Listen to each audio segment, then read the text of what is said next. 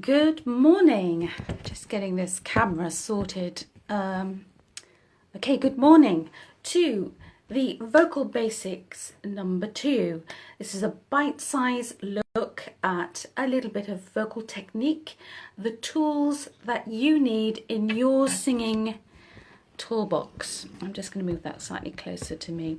More technical issues this morning to do with my camera not being accessed properly, so I'm using my phone. Well behaved. Should be okay. All right, so now we've got about 10 minutes just to kind of take a look at these 5 basic tools for your toolbox. And last week we looked at lip trills. We looked at lip trills and started to get our thoughts around what they are about and the good that they can do for us as vocalists. I mentioned, if you remember, that lip trills are a golden exercise because they deal with so many of the basic elements all at once. Okay, because you've got to think about your posture. That's number 1. You have to think about your breathing. Many people believe that lip trills is all about the blast of air, which it really is not. And you have to deal with this thing called onset. Onset of sound is the moment when your vocal folds come together and you make a sound, your sound. Only you can have your sound because you are unique. We all are unique individuals. Okay, now one thing before I get too far into this is that if you're new to this, remember, every Saturday during the 30 days of singing celebration, every Saturday at 11:15, I'm doing a bite-size vocal technique kind of little exploration of these 5 basic vocal tools that I think you need for any kind of warm-up. And the warm-up is really about accessing all these small elements that go together to give you a really good kind of sound understanding of how your voice works. All right, if you want a freebie resource, then go to www.littlesoprano.co.uk, and at the top on my webpage you'll see a little tab that says free online resources, and within that page you'll find a link to a free audio playlist of these 5 essential vocal exercises. Really worthwhile. It's nothing fancy, but it's very basic and it's great to use again and again and again.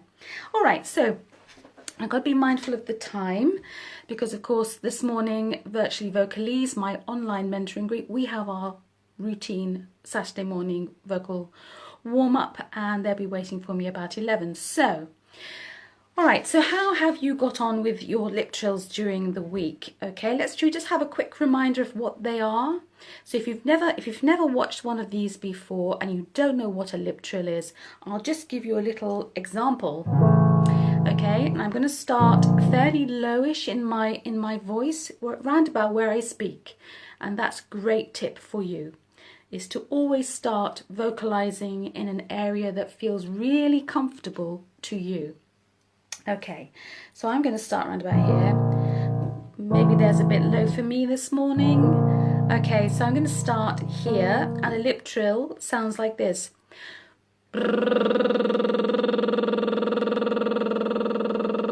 That's a lip trill, but the exercise we were looking at last week was this.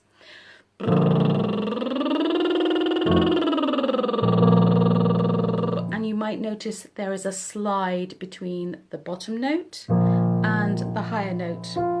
That's very essential, that slide, because if you'd like to think about it like a piece of elastic, you're hoping that you can maintain that lip trill and that all the intrinsic muscles and the bits and pieces that go to help you make that sound can do their thing as well without a kind of a break. We don't want this kind of thing. No elongating of the neck, okay? All right, so let's just have a little reminder of that. Okay, so you can join in with me. Remember, if you find lip trills challenging at this stage, okay, then it is fine to just maintain one pitch like this. But you would do like this.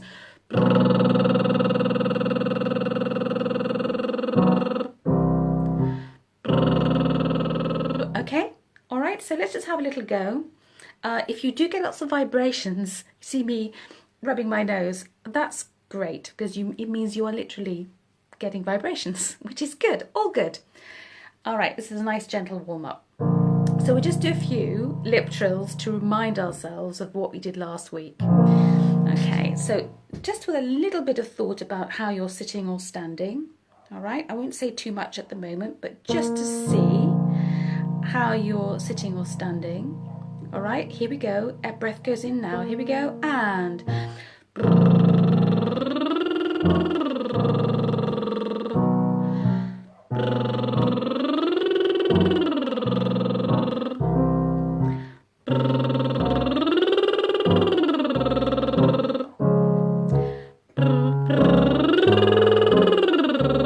just a couple more.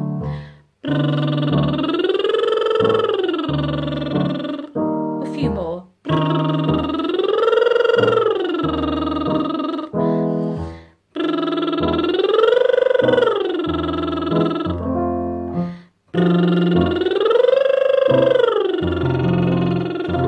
Okay, lots of vibrations going on.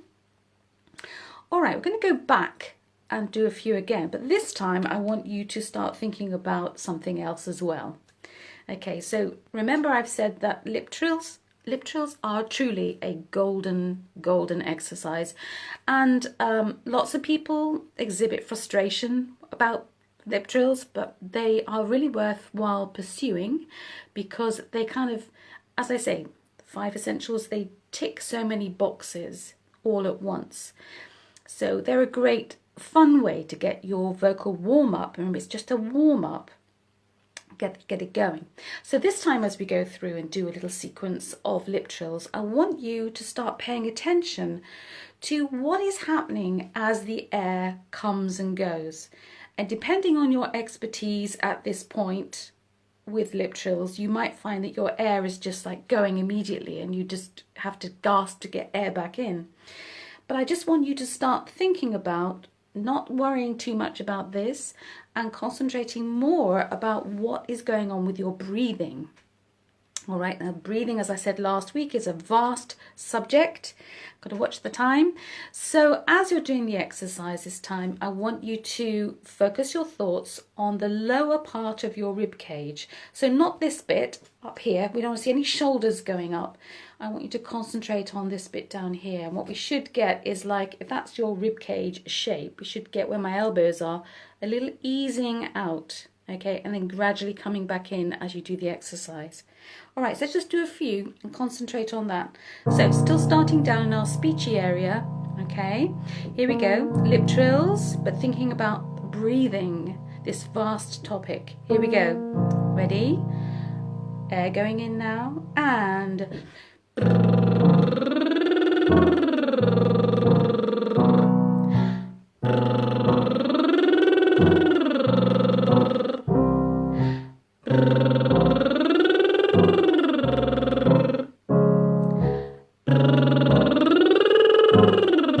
just a couple more. Think about the breathing.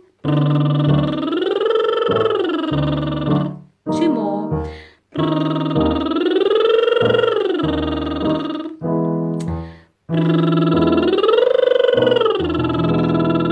Okay, now, it doesn't matter if you weren't terribly aware of what was going on with your breathing, but let's just pause now to start thinking about what is actually going on. Whatever your ideas are about breathing, it is not about having huge volumes of air in your lungs and hanging on to it. It is all about how we use the air we've got.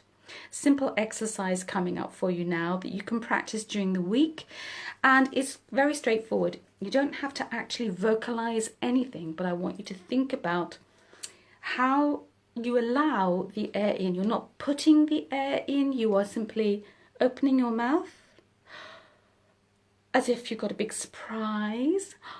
And you can feel the air go in, and of course your lungs, they have no option, they will expand. Your diaphragm will automatically drop, And then what happens is, as the air is coming out, it gradually comes back to its normal resting position. This is the diaphragm, and it sits just underneath your rib cage.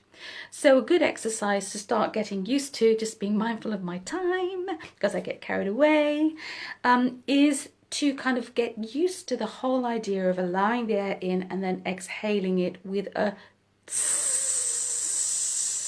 And just to make sure that you understand what that is, it's almost like a pressure cooker kind of tss. Or if you imagine a rubber ring and you take the stopper out, that initial kind of burst of air that comes out, it's not forced per se, but it's got a strength to it. And the idea of the exercise is that you maintain that for as long as you can. Remember, no two people are the same. All right, so your air capacity will be individual to you. All right, so here's the exercise that you're going to practice through the week. Okay, and remember, you can always download that audio playlist. Go to my website and look for free online resources. And you can get all of these 5 exercises that you can practice in your own time during the week. So here's the exercise. Okay, so you've got to practice thinking about how you're sitting or standing. All right, no tension. And then, first of all, you do hold air out. So you've got nothing left. And then you just allow the air in. And then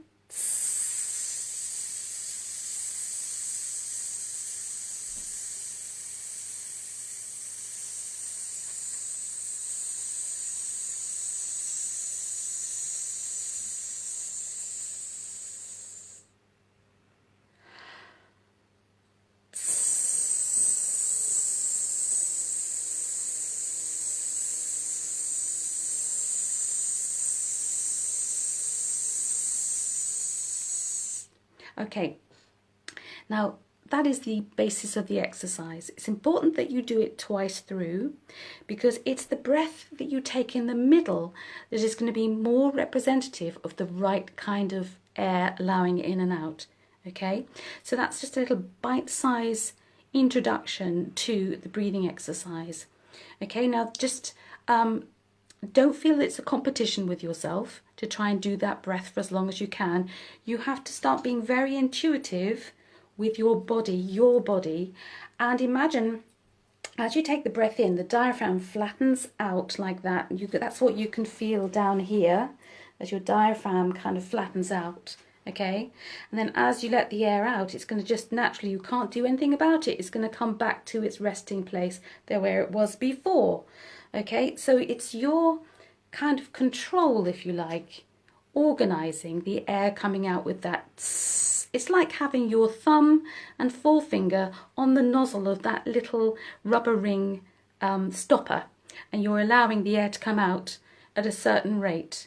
Okay, but it's important that you listen to your body and become intuitive about how much air you have to come out, and then acknowledge it, come to the end of the exercise, and then start all over again. Okay, so if any of this has been a bit confusing this morning, because as I told you, this breathing thing is a vast topic, go to my website, littlesoprano.co.uk, get hold of the free online resource audio playlist. It's completely free and it will take you through the exercises and give you more support. Okay, got to go because I've got to go and do my live vocal warm-up for Virtually Vocalese. I hope you've enjoyed that. I'll be back again next Saturday with live basics number 3, and we'll expand on those ideas even more. Okay, have a lovely weekend. It's gorgeous weather here this morning. Fingers crossed, and I'll see you again very soon. Thanks for being here. Bye-bye.